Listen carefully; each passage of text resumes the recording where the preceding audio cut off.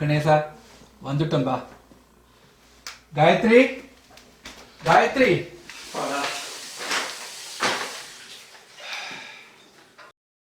ஏன் லேட்டு? 8 மணிக்குள்ள வரணும்னு எத்தனை தடவை சொல்லியிருக்கேன். சாரிம்மா, இன்னைக்கு கோயிலுக்கு போய் பிரசங்கம் கேட்டு வந்தேன் இல்லையா, அதான் கொஞ்சம் லேட் ஆயிடுச்சு. ரொம்ப நாளாச்சு தம்பி கூப்பிட்டு.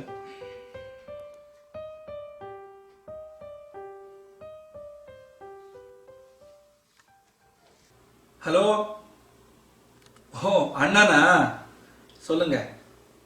சும்மா தான் கூப்பிட்டேன் தம்பி, ரொம்ப நாளாச்சு பேசி. அப்படியா அண்ணா, பரவாயில்ல. என்ன வீட்டில் எல்லாரும் சௌக்கியமா இருக்காங்களா? இருக்கும்பா. லதா சரவணா எல்லாம் நல்லா இருக்காங்களா? இருக்காங்கண்ணே. இந்த லதா பொண்ணு தான் லாஸ்ட் வீக் தான் பாஸ்டர்ல இருந்து நியூ ஜெர்சிக்கு போயிருக்கா. என்ன புது இடம் இல்லையா, செட்டில் ஆகிறதுக்கு I think it take some time. Saravanan இருக்கானே, அவன் பாவம் 2 குழந்தைய வச்சுக்கிட்டு அவஸ்தைப்படுறான். 2 பேரும் வேற வேலைக்கு போறாங்க. என்ன பண்றது, கஷ்டம்தான். நீ வேணா ஹியூஸ்டனுக்கு போய் சரவணனுக்கு துணையாரு, உனக்கும் ஒரு சேஞ்ச். அதெல்லாம் சரிபடாது என்ன. அமெரிக்கால அவங்க உங்க குடும்பத்தை அவங்க தான் பார்த்துக்கணும். தவிர காயத்ரியை விட்டுட்டு. ஐயோ, என்ன சொல்றது, உன் பிரச்சனை மத்தவங்களுக்கு தான் பெரிய பிரச்சனை. சரி, என்னவோ பண்ணு. நான் சொன்னா கேட்கவா போற?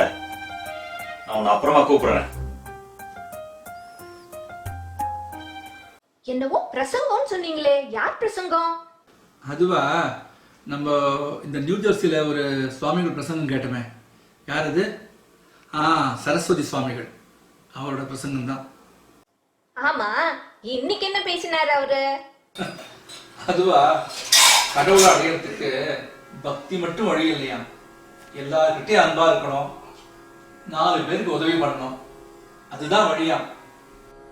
குடும்பத்தை பத்தி ஏதாவது சொன்னாரா? சொல்லாம இருப்பாரா? இல்லறம் ஒருத்த வந்து அவன் வீட்டை ஒழுங்கா பாத்துக்கிட்டாலே போதுமா. எனக்குன்னே சொன்ன மாதிரி இருந்தது. எப்பவாவது புரிஞ்சுதே. பட்டாதானே பக்குவம் வருது. என்ன கொஞ்சம் முன்னால வந்திருக்கலாம், அப்பெல்லாம் பணம் பதவி பெருமை அப்படின்னு ஓடியாச்சு. ஏன் இதுக்குன்னு புரியாம. அதான் பசங்க பேரன் பேத்தி எல்லாம் பாத்துட்டீங்களே. பார்த்தாச்சு, எல்லாம் அதுவா நடந்தது. ஏமா காயத்ரி, நான் ஃபேமிலியில கொஞ்சமாவது இன்வால்வ்டா இருந்தேனா? தெரியலம்மா. இப்ப தெரிஞ்சு என்ன புண்ணியம். சரி சரி, வாங்கிட்டு வந்த காய்கறி எல்லாம் எடுத்து ஃப்ரிட்ஜுக்குள்ள வைங்க.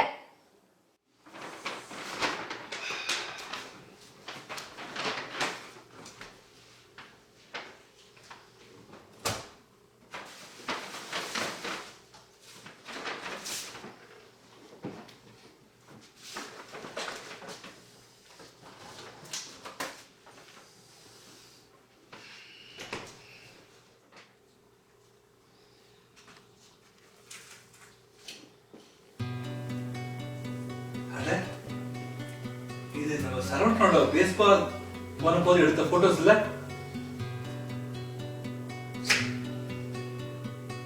என்ன எவ்வளவு கூப்பிட்டான், என்னால்தான் போகவே முடியல.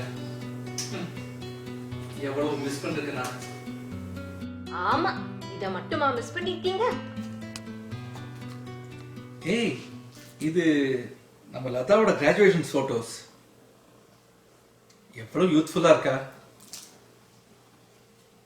ஏய், இது என்ன அப்பா அப்பா வந்திருந்தாரா?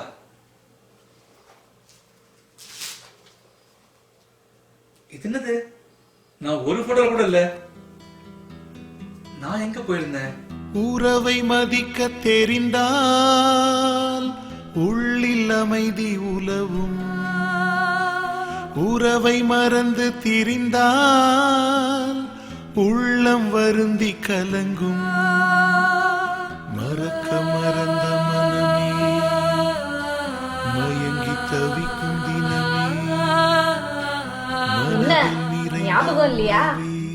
Jersey business trip.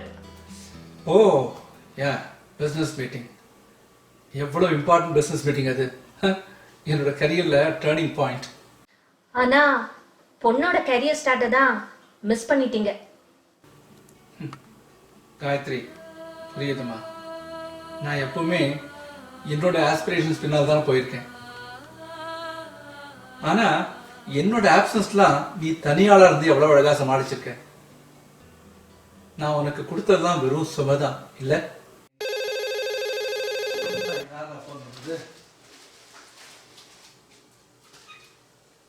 ஹலோ. ஓ மணியா, சொல்லுப்பா. நல்லா இருக்கீங்களா? ஃபேஸ்புக் பார்த்தீங்களா மாமா? உங்க பேத்தி ஸ்பெல்லிங் பீல ஃபர்ஸ்ட் வந்திருக்காளா?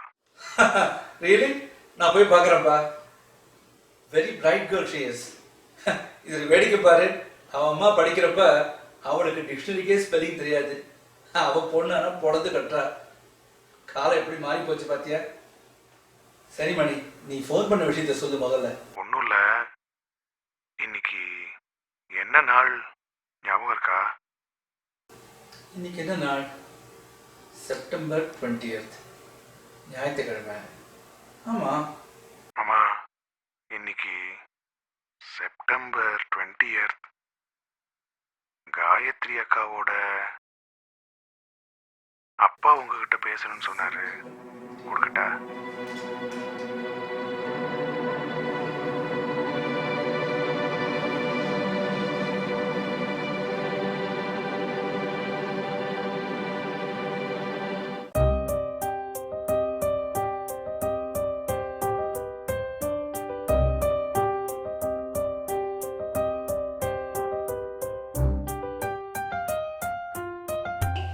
சாப்பாடெல்லாம் பண்ணியாச்சு. சாரே, சாப்பாடெல்லாம் பண்ணியாச்சு. சாப்பிட்டுட்டு நாளைக்கு நான் பாக்கி வேலையெல்லாம் பண்ணிக்கிறேன். இதையா வரேன்னு சொல்லிட்டு இருக்கேன் இல்லையா? நான் இப்போ வர പറഞ്ഞല്ലോ. ദാ പുറപ്പെട്ടു. ദാ എത്തി. സാറേ, തിരുപ്പിയും ഗായത്രി ஞாபகத்துக்கு പോയച്ചാ എന്റെ ഗുരുവായൂരപ്പാ.